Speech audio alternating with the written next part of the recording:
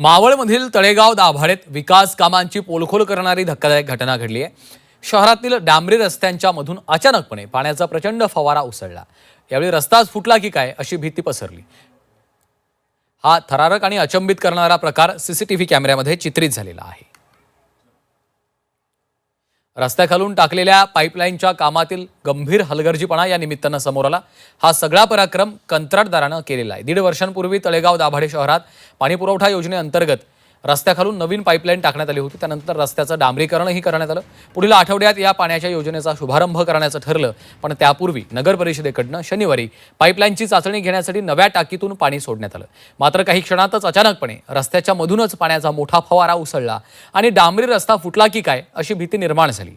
कॉन्ट्रॅक्टरनं 2 pipe एकमेकांना जोडलं नसल्याचं समोर आलेलं आहे, त्यामुळे हा प्रकार घडलाय। या प्रकरणाची गंभीर दखल घेत तळेगाव नगर परिषदेचे मुख्याधिकारी गिरीश दपकेकर यांनी संबंधित कॉन्ट्रॅक्टरकडून पाईपलाईनची दुरुस्ती आणि रस्त्याच्या पुनर्बांधणीचा संपूर्ण खर्च वसूल केली जाईल अशी माहिती दिली आहे।